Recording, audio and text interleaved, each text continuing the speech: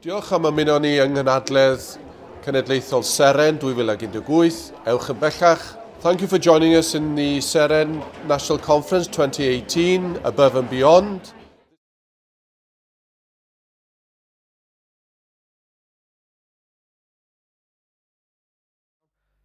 My name is Luke Olson. To the left of me is Michael Grugan. We are both from York St John University, and we're here to talk to you today about the perils of perfectionism, like a tale of three myths. Both myself and Michael are part of the MPOR group, which is Motivation, Performance and Wellbeing. This is what we examine. This is what we look at. This is led by Professor Andrew Hill, amongst another noteworthy researchers within the area. And as you can see by our pictures, we are also PhD students there, where we examine, in particular, we look at sport and the relationship with perfectionism in terms of a personality characteristic within sport itself. So, moving forward, we have a number of outputs from our group that have examined perfectionism in relation to motivation, performance, and well-being, with a very much centered around well-being nowadays. And we've created one noteworthy book associated with perfectionism in sport and dance and exercise. We've presented 113 research articles in international journals. We've also have 15 edited books, or chapters in edited books, across a range of topics, including motivation, performance, and well-being. And we've also presented at 127 national and international conferences for a wide variety of audiences, including educators, sport, occupational aspects and domains. So I'm just going to pass you over to Michael, who will talk to you about perfectionism. All right, so I guess it's important at this stage to introduce you to what perfectionism actually is. And as Luke mentioned, it's a personality trait. It's something that sort of resides within all of us to some extent. And it entails two main elements. On the one hand, it's this striving to be perfect, this irrational need for us to achieve perfection in ourselves.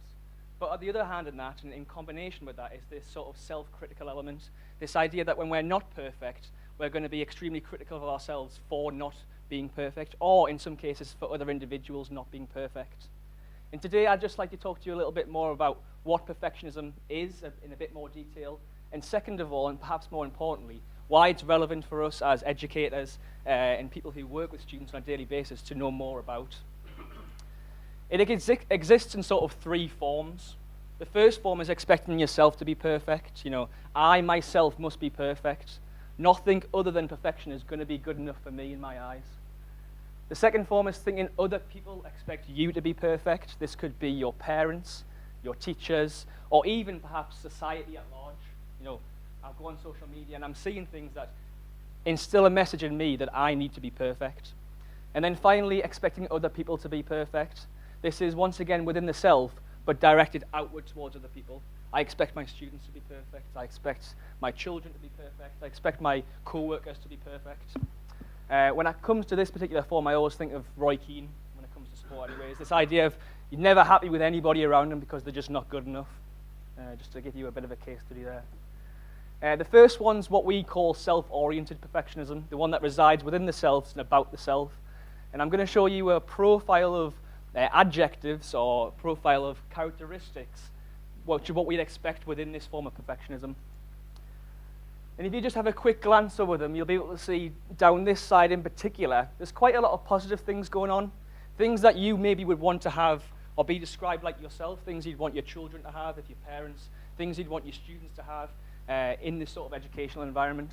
Being goal-directed, being motivated, and being focused. I mean, who doesn't want a student who has all these things? But the issue is, these individuals aren't just focused.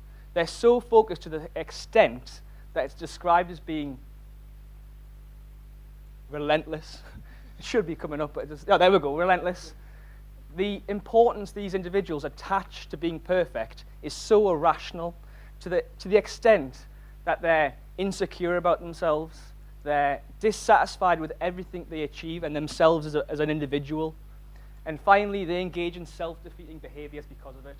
So you've got some positive things going on here, but also some more negative side of things. So it's been or often described as a double-edged sword. There's two elements going on here. The next form, socially described perfectionism, is less ambiguous. This is more uniformly debilitating, and the research shows that. And you can see that by looking at this particular profile of characteristics. These individuals are extremely motivated to achieve the perfection that they believe other people expect of them. But unfortunately, they constantly feel as if they're never able to meet them standards. This leads them to feel helpless, inadequate, and ultimately inferior compared to others around them. And it often leads to the most debilitating outcomes. So this form of perfectionism is particularly negative, we would argue. Then finally, expecting others to be perfect. Our Roy Keatons of the world, in the sporting world, Steve Jobs, perhaps, and other elements of the world could be described as having potentially this form of perfectionism. Once again, a bit more uniformly debilitating, but in a sort of more of a social context. You wouldn't perhaps want to be described with some of these words.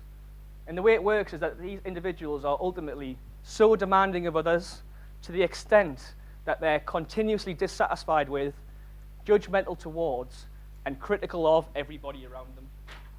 And I'm sure you'd all agree that it wouldn't be nice spending time in an environment with somebody like this, whether it was your boss, your teacher, your parent, or so forth. And we'll talk to you a little bit more about the idea of being in that environment at the end of the session today. I'll pause it there for a second. So I've just described the three forms of perfectionism to you. Now, as a group, we've came up with a number of resources, which we'll be talking to you about today. This is one of them, and this is something that we go into schools with and provide students with a better understanding of what perfectionism is and why it's relevant. So I'll just show you the video just to give you a better idea of some of the resources we've came up with.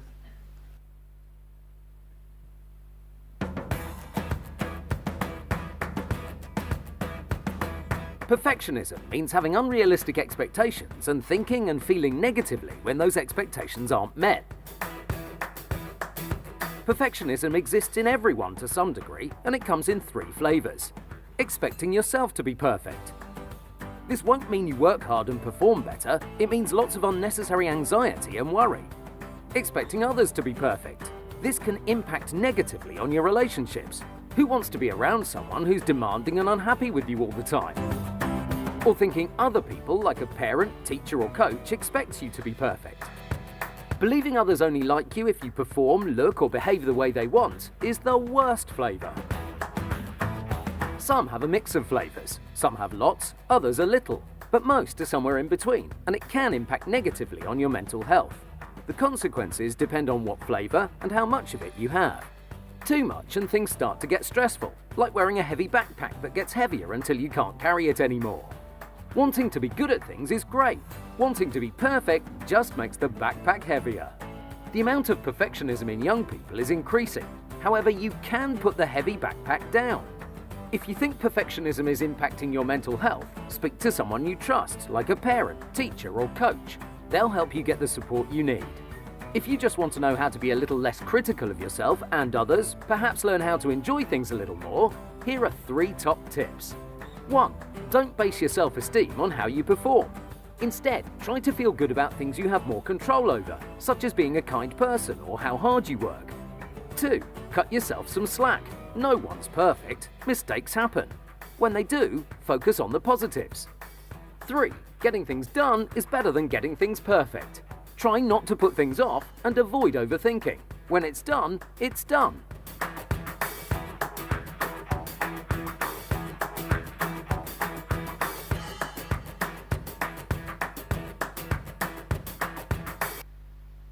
Okay, so Michael has given you a bit of a flavour for what perfectionism is. It comes in 3 forms. Hopefully that video has kind of solidified that information. I'm now going to myth bust for a while. The first myth I'm going to do is perfectionists exist, when in actual fact, perfectionism is measured on a scale. So in terms of perfectionism, it may be that to a greater or lesser extent that happens. So if you think about it, it's the best to think in terms of the degrees of perfectionism or being more or less perfectionistic. So there's not this kind of style of black or white. So how common is it being perfectionistic?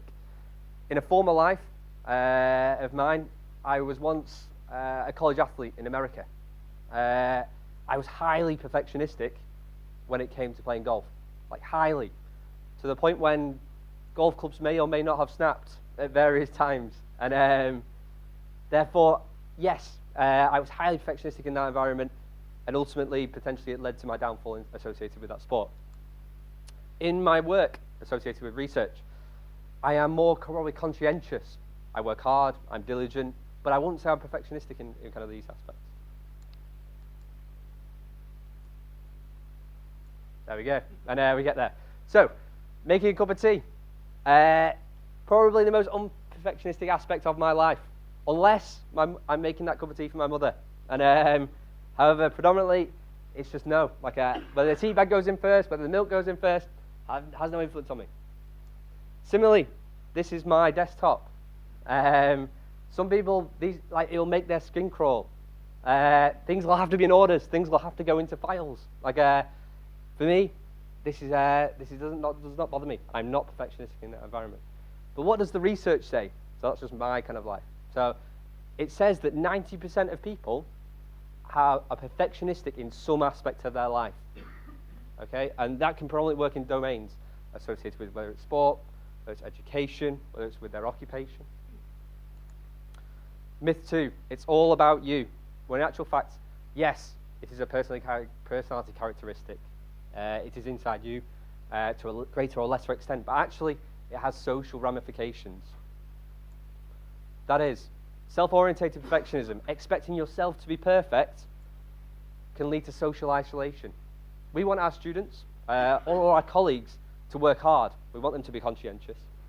However, if they ask for help or they just wanted to go out and take a bit of a break from revising or doing their work, which is perfectly fine, people high on social-orientated perfectionism are like to shun away. They like to just kind of drive forward and leads to social isolation. Moreover, socially prescribed perfectionism, thinking others people expect you to be perfect, has social ramifications. We've all done a talk at the start, and chances are we've all stood in front of the crowd and thought, oh wow, I'm going to have to nail this. This has got to be good. And it leads to that anxiety that, people expect me to be perfect in this presentation. Where in actual fact, it's probably the opposite. They don't really matter too much, but it leads to that kind of social anxiety, that worry, to the point where you don't want to engage in that activity again. Okay? And you will then kind of shy away from such activities and involved in social interactions. Moreover, other-orientated perfectionism, that expecting others to be perfect, has impact as well socially. So as you can imagine, and if someone sees something, someone that's high in self-orientated perfectionism, and they see something that isn't quite perfect, they will call that person out on it.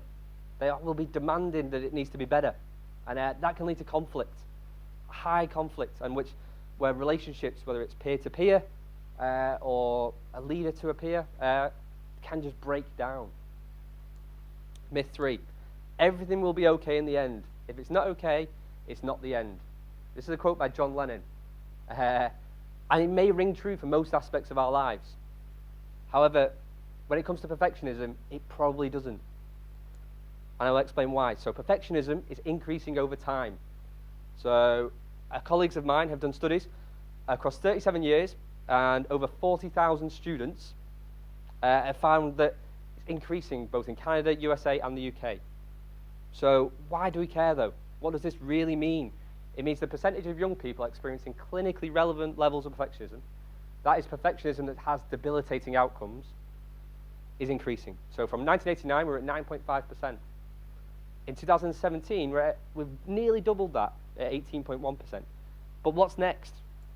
Next, at 2033, nearly a quarter of us are going to suffer from clinically relevant levels of perfectionism. We are going to have debilitating outcomes associated with those. But why do we care? What's the big deal? A quarter of these people are going to suffer, but what actually are those consequences are? So in actual fact, yes, we have this epidemic, but it leads to, in students, depression. It also leads to burnout.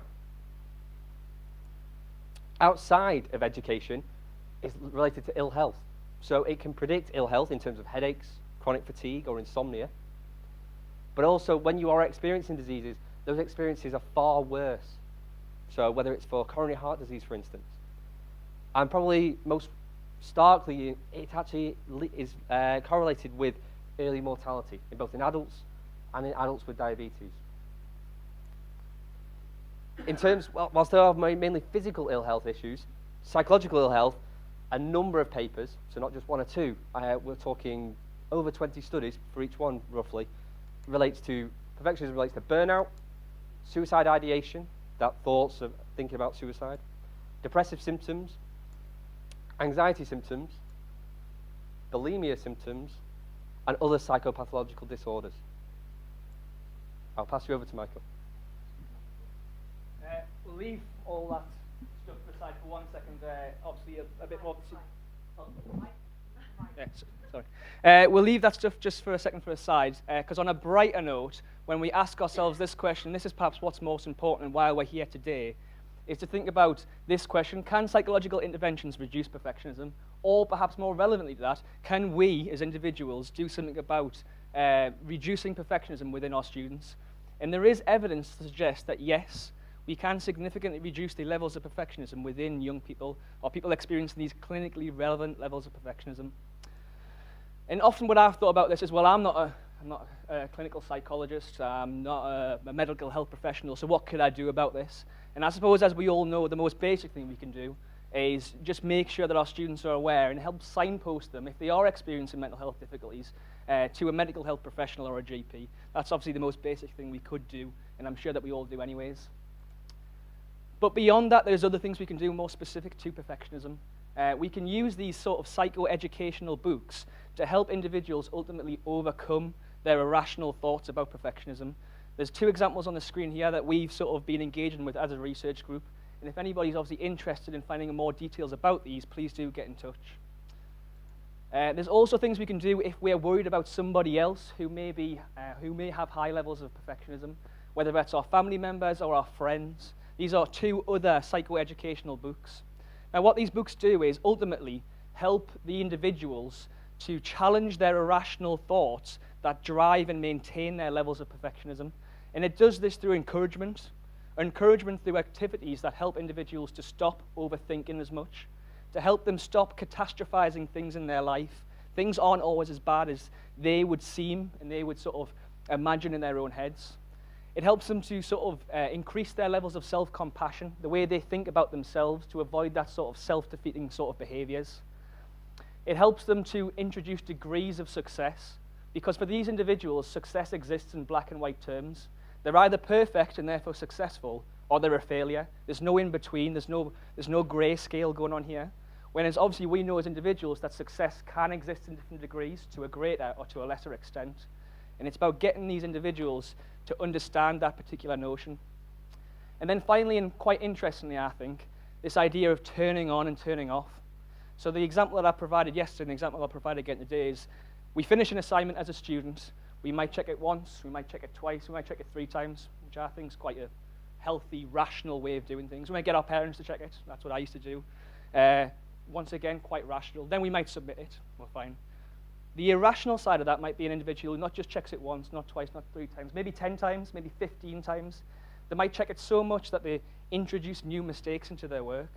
They might check it so much or be worried about the idea of submitting it because it's not perfect that they miss the deadline in and of itself, which is obviously the more irrational side of doing things. So this idea of turning off may be the idea of helping the individual to check it once, twice, 3 times, then submit it and let go of it. Now obviously that's more difficult for some people than others, but these books are about helping to encourage that more rational behavior. So what we do and why we're here today, I suppose, is to, as I've highlighted here, raise awareness, as in introduce people within the educational context to understand what perfectionism is and why it's relevant. And also to provide resources. We've shown you the video, and we'll show you some of the things we've came up with. So we've came up with these guides for parents and guardians, as well as guides for teachers, like yourselves, I'm assuming, but also guides for coaches within the sporting context to help them understand. Once again, we've got these available, some here today in hard copy, but also if you're interested in receiving them electronically, once again, please do get in touch. We've also came up with our own activities based on the text that we've read, things that help them to, once again, challenge these irrational thoughts and educate them about what perfectionism is within their own personalities. So recommendations, obviously, we would recommend raising awareness within your own students. Making sure available professional support is obviously there, which is obviously key. And then primarily introducing these primary prevention educational strategies, using some of these resources within your own school contexts. So in closing, we've went over quite a lot of stuff today, but I guess being perfectionistic is common in at least one area of our life. And this is an important point. Its consequences do depend on what form and how much of it you have. So we've introduced 3 forms. It's the middle form, primarily socially prescribed perfectionism, that appears to have the most damaging consequences. But it's how much of it you have that's particularly important. And then finally, it can be treated, it can be managed, and its consequences prevented.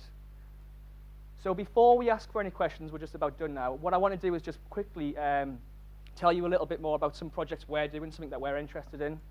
So obviously myself and Luke are PhD candidates at York St John University. We're interested in this idea of a perfectionistic environment. What's it like to be in an environment where we perceive a teacher to be demanding, or perhaps they even are demanding? What's it like to be in an environment where it's like that, where the boss is like that? In a family environment where the parents are like that? And as we're interested in a sport environment where the coach is like that, or at least perceived to be like that. We're currently collecting data and questionnaires where I'm looking for team sport athletes, Luke's looking for individual sport athletes, to fill in a short questionnaire. And what we've been doing is going into schools, doing these sorts of talks to students and to staff and stuff, and asking students to also engage in our research as well. So if that's anything, if anyone's interested in that, well, also please feel to get in touch and we can discuss that. We're going to be in here over lunchtime as well, so if anyone wants to come and talk to us about anything that's came up today or anything else, please feel free. And with no further ado, thank you very much for listening, and yeah.